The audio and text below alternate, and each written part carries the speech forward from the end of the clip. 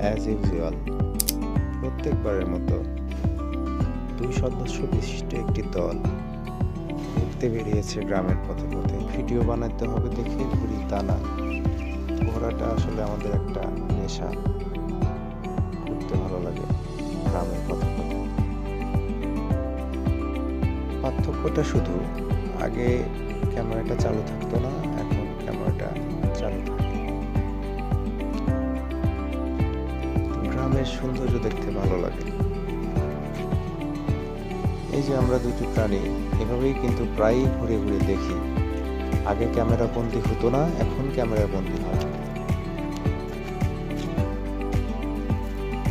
যাই হোক, সাপোর্ট করবেন আমাদের